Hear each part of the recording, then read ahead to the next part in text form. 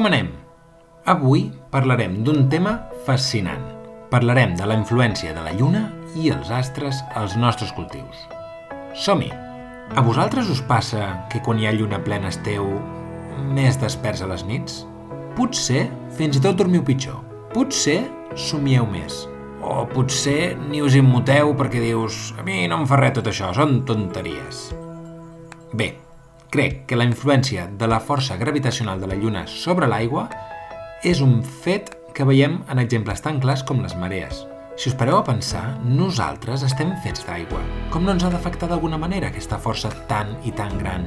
I les plantes, si són tot aigua? Que la lluna influeix a l'hort no és una qüestió de creure-s'ho o no. És una qüestió d'aprofitar-ho o no. Així que anem a veure quins són els punts claus que hem de saber del paper de la lluna a l'hort.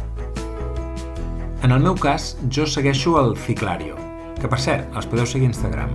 Aquest és un calendari de sembres fet a partir de la combinació del calendari gregorià, el lunar i el de l'agricultura biodinàmica com el que fa el CCPAE. Segueix els diferents cicles naturals i t'explica com aquests influeixen en les plantes. Pel que fa a la lluna, com sabeu, passa per 4 fases. I això és molt interessant perquè ens pot ajudar a planificar i, a més, potenciar els nostres cultius. Què us sembla si fem un cop d'ull a les llunes d'aquest mes on estem, l'abril, i parlem de què fer i quan fer-ho?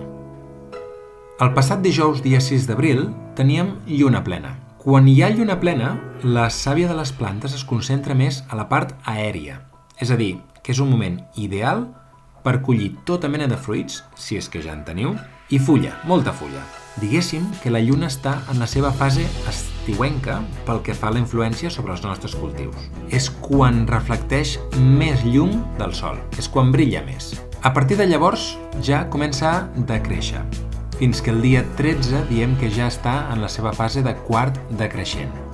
Aquí ja és quan la sàvia comença a anar cap a baix. Per tant, és un bon moment per pensar en cultius d'arrel.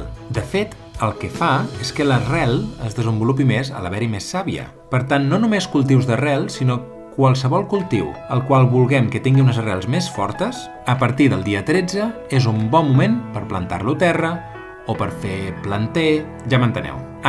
Que no se m'oblidi, també és un bon moment per collir plantes medicinals, ja que es veu que és quan tenen les seves propietats en el màxim exponent.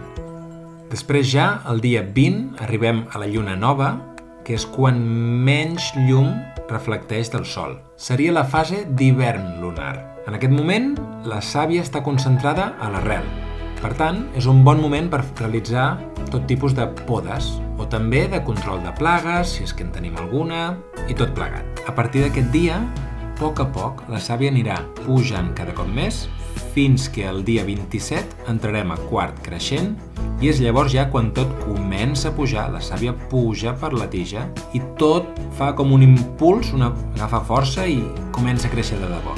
Per tant, a partir del 27 és un bon moment per cultivar, per plantar directament a terra, per passar el planter a terra, de cultius en què vulguem que creixin, de fulla, de fruit.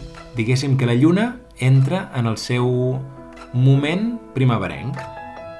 I per acabar, m'agradaria fer un parell de reflexions finals. Primer, crec que és molt important entendre que la lluna fa un procés cíclic, és a dir, que cada mes tindrem aquestes 4 fases.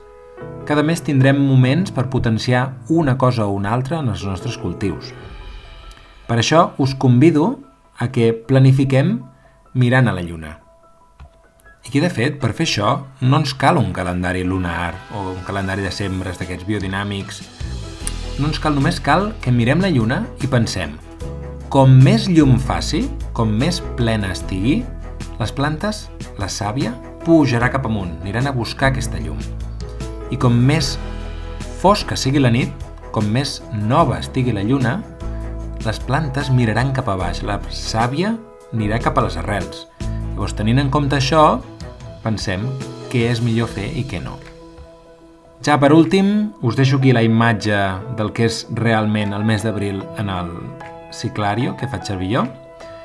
I com veieu, hi ha molts altres símbols dels quals no hem parlat avui i no en parlarem en aquest vídeo. Així que si us interessa, si ho heu trobat interessant, feu-m'ho saber i ja parlarem en profunditat en un altre vídeo de tots els altres temes que hi ha perquè, com ja us he dit, és un tema fascinant. Apa doncs, fins la propera!